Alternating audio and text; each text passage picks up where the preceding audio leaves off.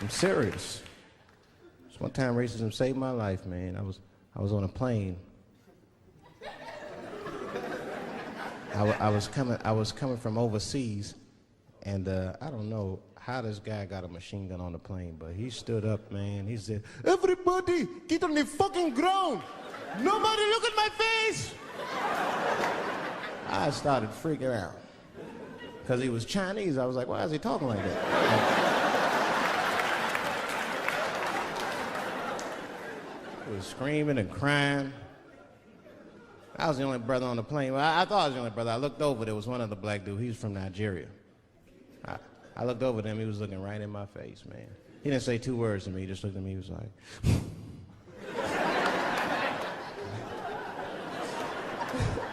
He didn't need to talk, I knew just what he was talking about. I looked right back at him, I was like...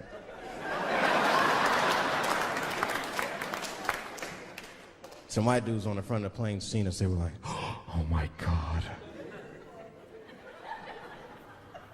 I think those black guys are gonna try to save us."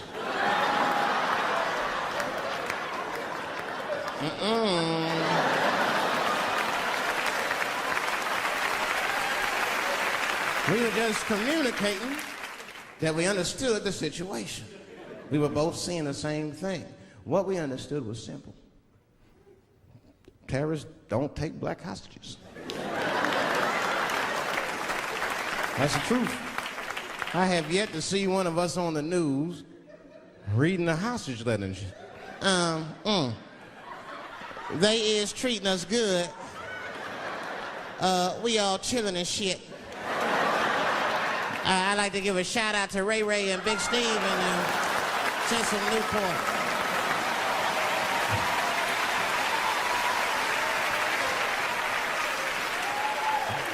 You're not gonna see it. Terrorists are smart, they know what they're doing there, you know. They terrorists. They know black people's bad bargaining chips.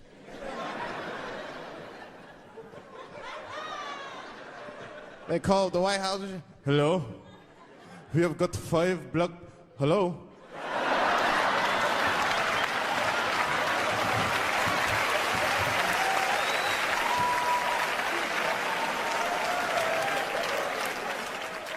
It's really some scary shit. I gotta tell you, Harvey Weinstein's probably the first person that I ever looked at a photograph of and was like, yeah, he rapes. I'm not sure this motherfucker has a choice. Not a handsome man. Not, a lot of meat and extra skin on his face. Yeah, he's ugly. You know the sad part is, he's done so well in life, he probably doesn't know he's ugly. You know, when you're good looking, everybody will tell you, "Oh, you look wonderful, you're so great looking." But when you're ugly, you gotta figure that shit out for yourself. It's a lot of putting clues together through the years. Why am I not getting in the club? I got all the right shit on.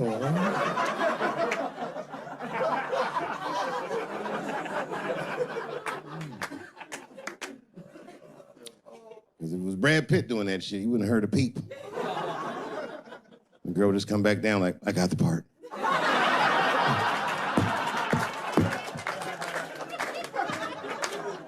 Yuck.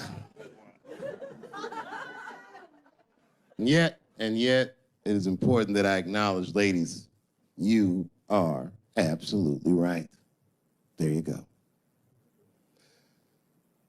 They gotta all be mindful of that, guys, because this could happen to any of us. It could happen to me. I can see that. I see myself showing up. Hi, I'm here for my 3 a.m. with Mr. Weinstein.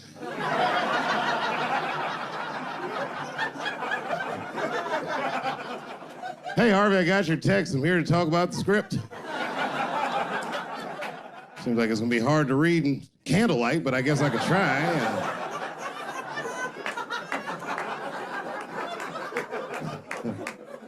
Sound like a fucking nightmare. Could you imagine that shit? Could you imagine if you was in a business meeting and a motherfucker pulled their dick out? In the middle of the meeting, I'd be like, yo, my man, this is the most unprofessional shit I've ever seen. in all my days. Just let me finish, Dave Chappelle. I'll put you in all 3 Lord of the Rings.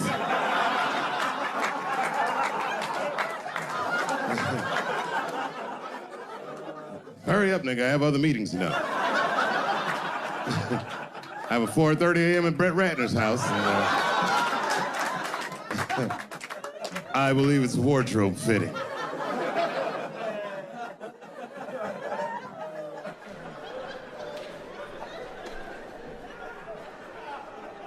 You gotta make life interesting like that, because the shit is flimsy.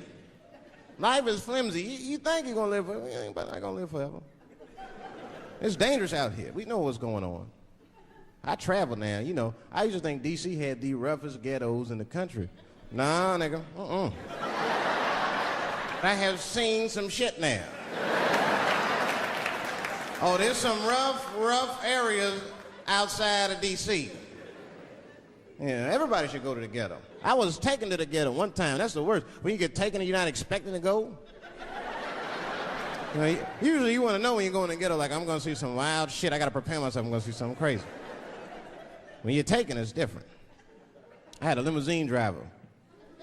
It was after a show. It was late at night. It was like 3 in the morning. I had a limousine driver. He was a nice guy talking to me and shit. Oh, hey, where you from, dog? D.C.? Word? That's a rough city, man. And his cell phone started ringing. Hold on 1 second. Hello? Oh, what's up, nigga? What? What the fuck? Slow down. What? What the fuck? No! No! No! Fuck that, nigga. Fuck it. I'm on my way.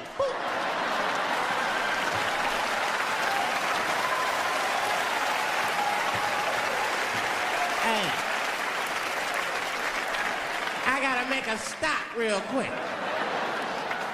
At 3 o'clock in the morning. I didn't know he was taking me to the ghetto at first. I started looking out the window. I was like, what the fuck? Is gun store, liquor store, gun store? Where the fuck are you taking me? This don't look good. He didn't say shit. He just pulled up in front of an old rickety building that looked like a project. Now, I'd never been there before. I'm not sure if it was a project, but it certainly had all the familiar symptoms of a project. A fucking crackhead ran this way.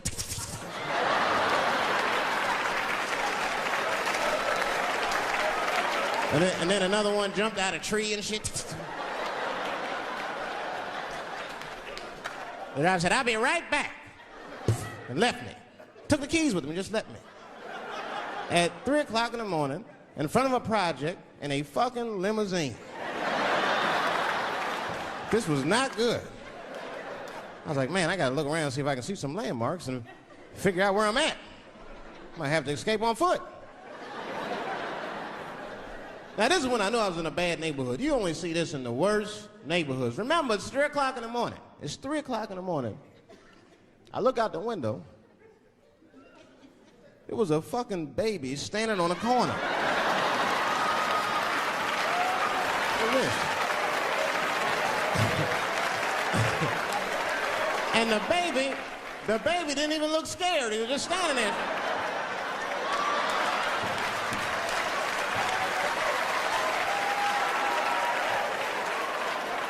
I mean, it made me sad. It made me sad, really. You know what I mean? Because I wanted to help the baby. I was like, I don't trust you either. I'm sorry. Click. Click. The old baby on the corner trick, eh? I'm not gonna fall for that shit. Where's this limousine driver? You know, I start feeling bad. As time goes by, I start feeling worse. Like, man, what is wrong with me? What the hell's wrong? I'm scared of a baby. And this baby could be in trouble. He might need my help. I gotta do something. But I wasn't gonna get out the car. I'm serious, man. I just cracked the window a little bit. There's an old limousine. I can roll it down.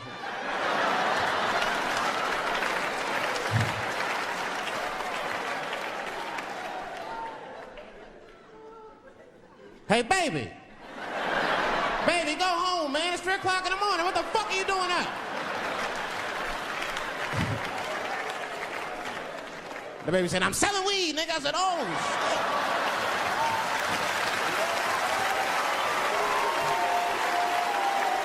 I wasn't expecting that. I'm serious. I had to buy 2 bags from him to calm my nerves. Let me get 2 corners. Got back in the car and rolled me a joint, man. So, that shit was scary, man. Every once in a while, like a crackhead would come up to the car and look in the window. It was like Jurassic Park and shit. He'd be looking on the car. Hey, get out of here, cracky. That baby was still standing there, man. Then I started feeling bad again. Yeah, weed make you feel guilty sometimes. You know. Man, what is wrong with me, man? I have just bought weed from an infant. I can't condone this kind of behavior. What am I thinking? I can't let the fear ruin my morals. Gotta do something.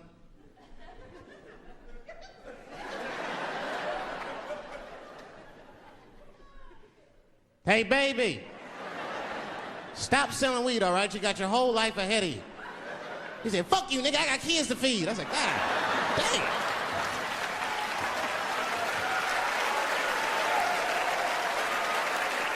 Sad. And just at that very moment, one of the crackheads was running across the street and got hit by a car. I know it was a hit and run. The police did it.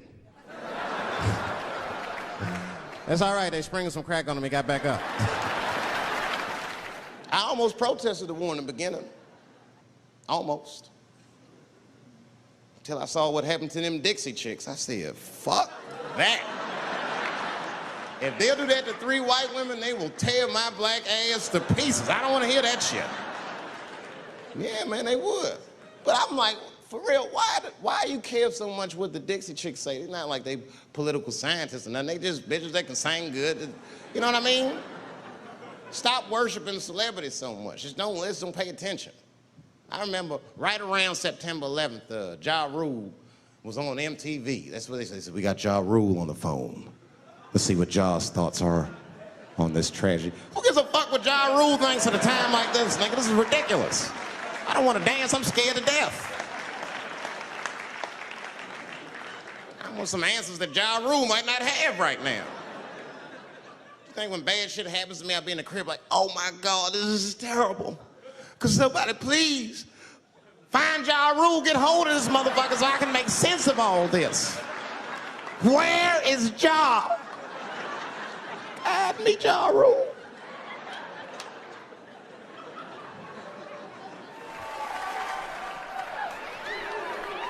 Yeah, I've been seeing that kind of shit, man. It's what it is. They use the TV to program us from a young age. You ever watch like a cartoon that you used to watch when you were little as an adult? That shit is wild shit. Some wild shit. I mean, like I was with my nephew. We sitting there, we watching Pepe Le Pew, and I say to my nephew, I say, now pay attention to this guy because he's funny. I used to watch him when I was little. And we watched the Pepe Le Pew, and I'm old now. I'm looking like, good God, what kind of fucking rapist is this guy? Like, take it easy, Pepe. My nephew was sitting there cracking up. Hee. See, sometimes you gotta take the pussy like Pepe. Like, no.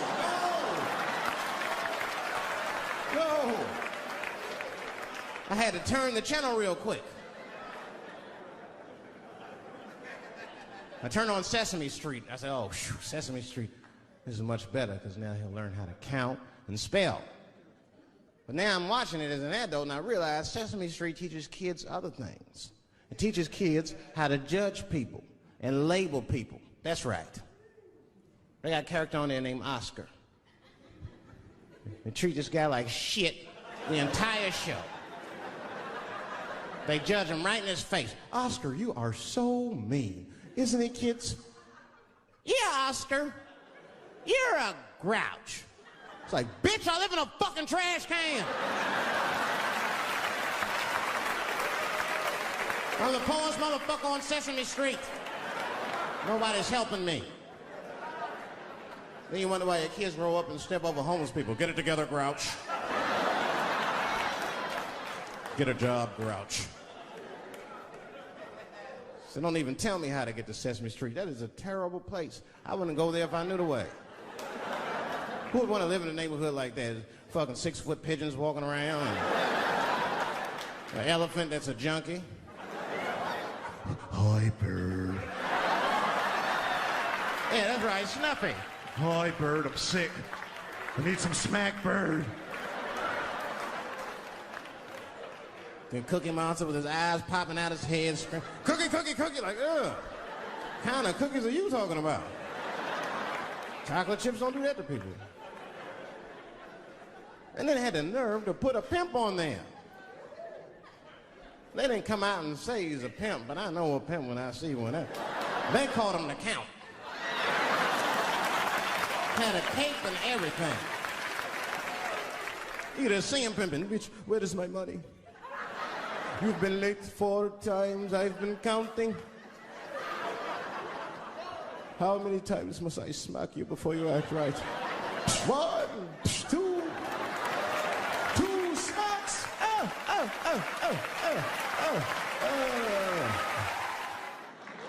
That's what I'm waiting for, because the timing of this Michael Jackson shit is what makes me doubt it.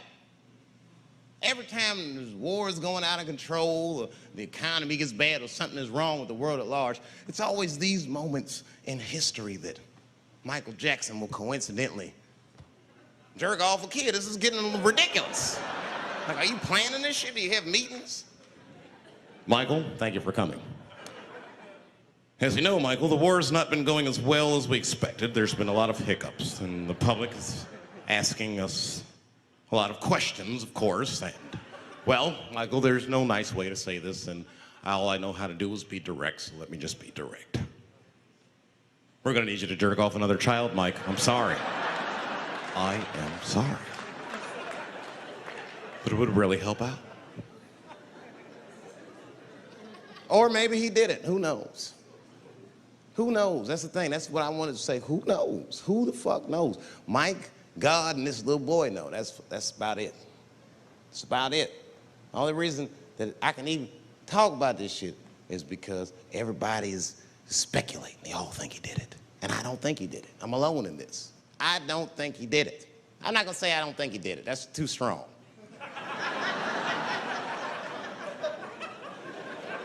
Let me just say I am reserving judgment until all the facts come out. But so far from what I heard, I mean, the kid said he was dying of cancer. He was in Make-A-Wish Foundation. He claims he had 2 weeks to live, and it was his dying wish to meet Michael Jackson. Come on, man, give me a fucking break. This kid is 10 years old. He don't remember Thriller. The fuck you want to meet Michael Jackson for, honestly? I remember Thriller, and I just, like, kind of want to meet this nigga. Like, I wouldn't break an appointment to meet him. I'll put it that way. I'd have to already be free. That's ridiculous. It's like if I'm dying in 2 weeks and go, oh, mama, get me in a room with Chubby Chuckle.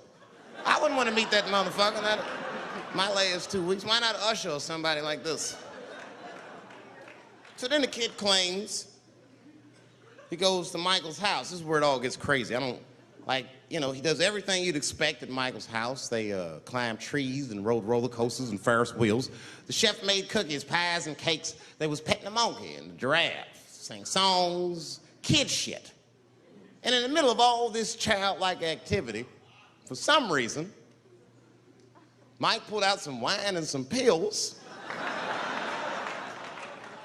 and sucked his kid's dick. Folks, it hurts me to say it.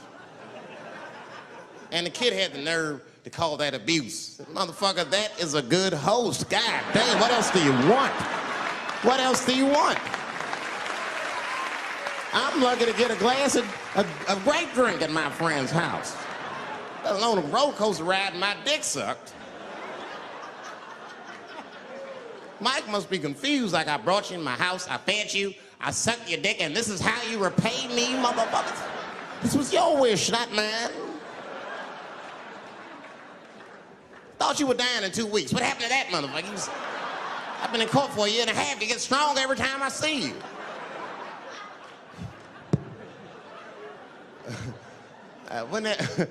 This is fucked up. I shouldn't even say this fuck. Wouldn't it be some ironic shit if they found out through this case that the cure for cancer was Michael Jackson sucking your dick somehow? Like if Mike had powers like Green Mile and all the kids like, please, Mike, suck our dicks. Never again. He didn't appreciate it. Can we at least study your saliva? Please, Mike.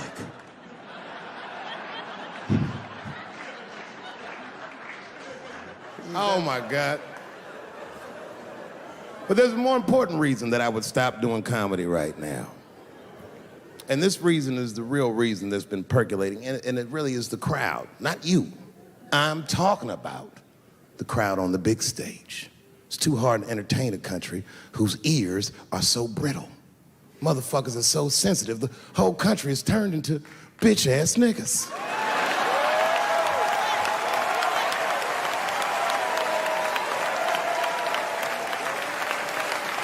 Everything you say upsets somebody. But motherfuckers are just taking it too far. I don't know why or how everybody got this goddamn sensitive. You know who hates me the most? The transgender community. Yo, yeah, these motherfuckers. I mean, I didn't realize how bad it was. These motherfuckers are really mad about that last Netflix special.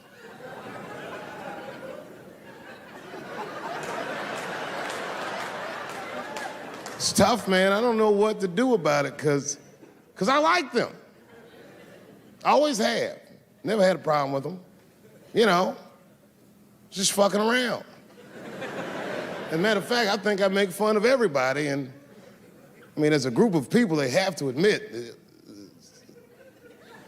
it's kind of fucking hilarious, man. I'm sorry, bro. It's like, I've never seen somebody in such a hilarious predicament not have a sense of humor about it. They're born feeling like there's something other than they're born as, and that's kind of funny, you know? I mean, it's funny if it's not happening to you. I believe transgenders. I don't understand them either, but I know they mean what they say.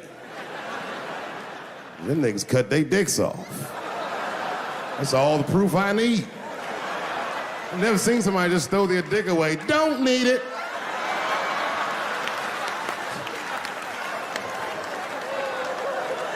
I don't understand, but I believe you and I support your decision, motherfucker. I was doing a show. I was in Portland, Oregon, and I was checked in a hotel under the name Charles Edward Cheese.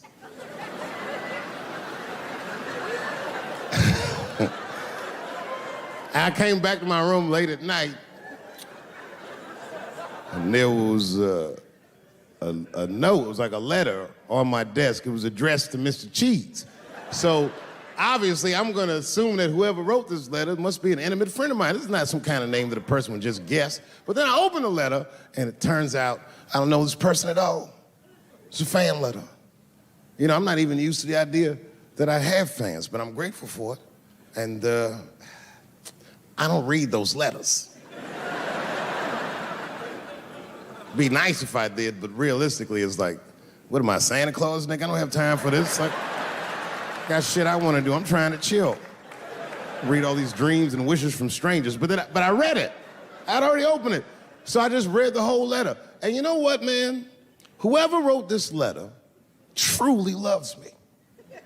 I mean, they were really fucking nice in the letter. And then they described to me what it was like to come to the show, how excited they were, how much fun they were having.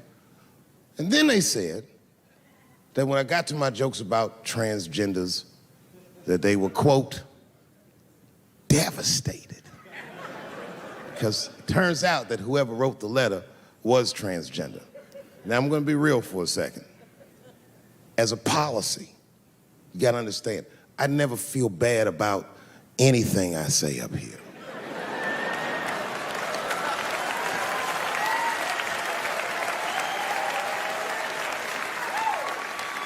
And I would never admit this to you if I hadn't locked your phones up.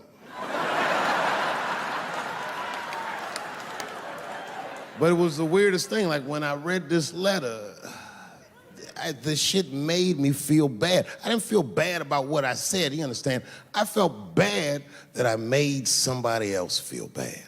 To be honest, I don't even know what I said that upset that person. I have so many transgender jokes.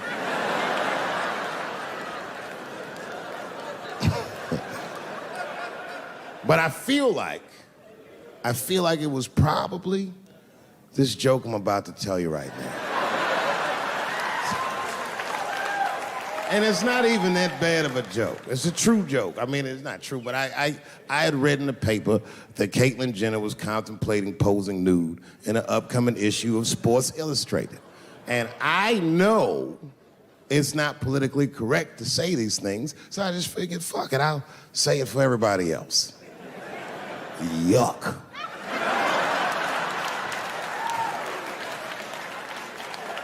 You know, sometimes I just want to read some stats. I don't know why you're gonna cram some man pussy in the middle of the sports page like this.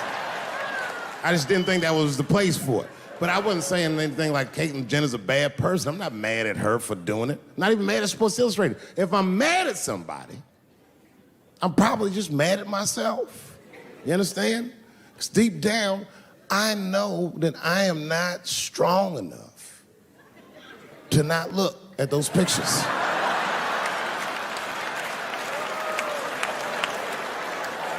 And I don't think I'm ready to see what she's trying to show me. So Caitlyn, goddamn it, if you go through with this thing, bitch, you better go hard or go home. I want you to go all the way. Hustler style. Do you know what hustler style means, miss? That means spread the lips.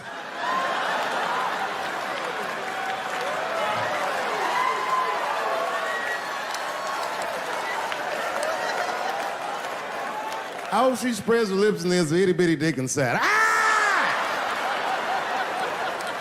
The show is behind the curtains.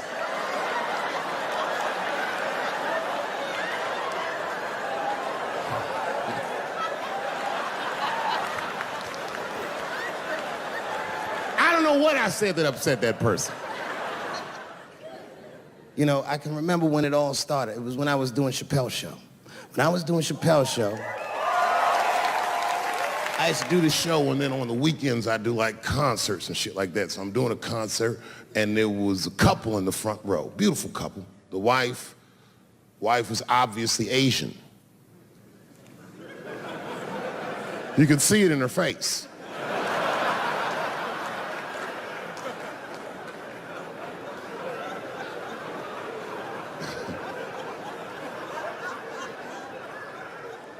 The husband, this motherfucker was mysterious, to say the least.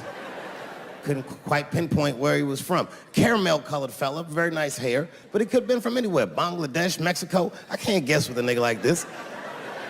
All I knew for sure about this guy is that his wife was a bitch.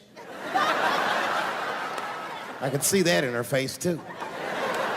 No, he was laughing and having a good time, and she was scowling at me at a goddamn comedy show. I couldn't figure it out.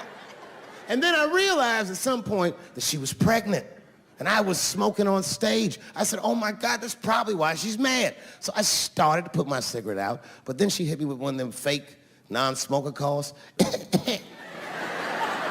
So I just kept smoking. I thought to myself, bitch, that baby will be fine, relax.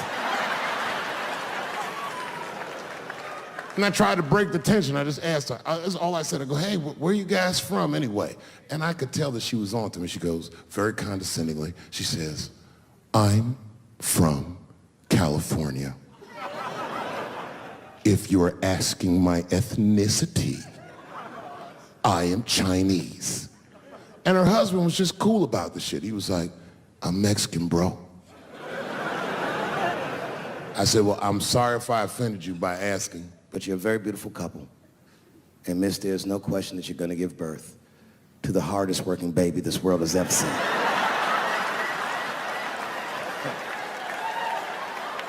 That's not a bad joke. She got very upset. She got up to leave immediately. But she didn't just leave. She had to take one last dig at me on the way out. I will never buy one of your fucking DVDs again, Dave Chappelle. I said, ma'am, with all due respect, Chinese people don't buy DVDs.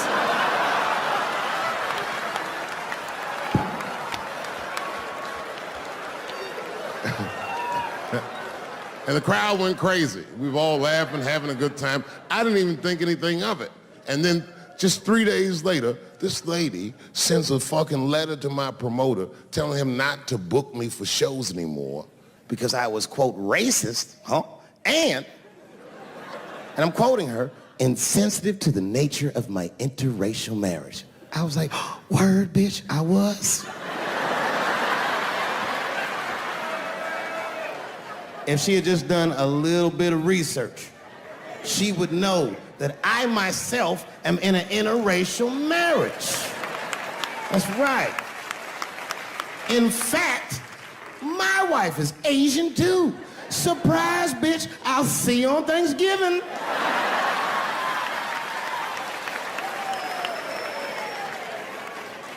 But my wife's not Chinese. She's Filipino. That's right. And our kids are Puerto Rican somehow, so there you go.